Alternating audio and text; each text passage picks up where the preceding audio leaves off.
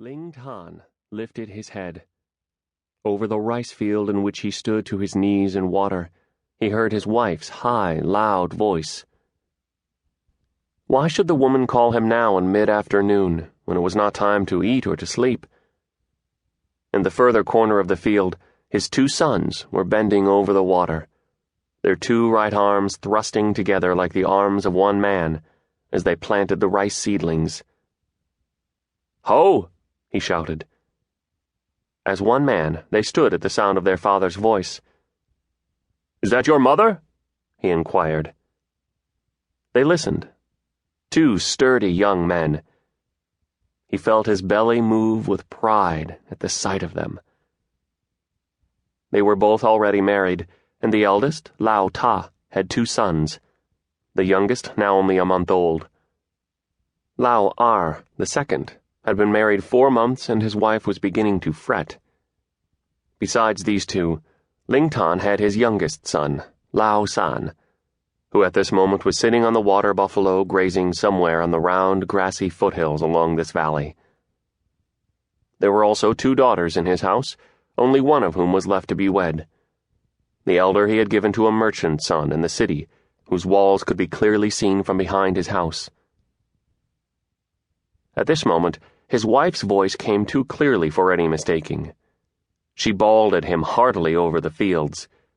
"You old bone, where are you? You deaf and dumb!" "It is our mother," Lao Ta exclaimed. All 3 men grinned at one another, and Ling Tan put into the water the sheaf of rice seedlings he was holding in his left hand. "It is throwing away money to stop in the middle of the afternoon like this," he said. "You two, do not stop." "Free our heart about that," his eldest son replied. The young men bent again to their work, and with each swift thrust of their hands into the muddy, tepid water, they planted a green seedling.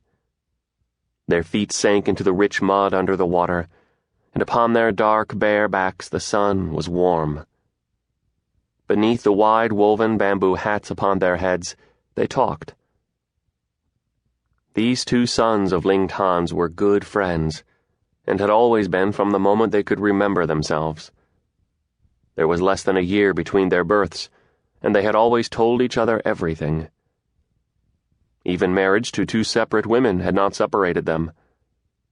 These women they had been discussing when their father called, and to them they returned when he went away. They were still so young, these 2 men, that their own bodies and what they ate and drank, and what came into the day and the night were all stuff for wonder and talk. So far as their thoughts yet went, the world was bounded by the green hills around the valley where their father's land was, which was to be their land, and the center of the world was the Ling village, wherein all who lived and died were their kin, and had been for hundreds of years. Even that great city was only their marketplace. When there was a harvest of grain or vegetable or fruit, they went there and sold their harvest. And that was all they knew of the city or cared to know. Since their sister, born just after them, was now married to a small merchant in the city, they sometimes blamed themselves and said they ought to go and see their brother-in-law, but they seldom went. There was enough to busy them on the land. Under their hats they now talked, without abating one whit of swiftness in the thrust of seedling into mud. Behind them was the watery, empty field, and in front of them the even rows of green seedlings standing firmly upright. "Can a man tell when what he plants in a woman takes root?" Lao Ar asked his brother. "It is blind planting," Lao Ta said, laughing. "And so it must be done over and over again. It is not like this planting we do in the light of the sun.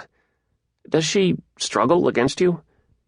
"At first, but now never," Lao Ar said. "Leave her alone for 3 days, and then behave as though it were the first planting," Lao Ta told his brother. He went on in manner of the elder to the younger.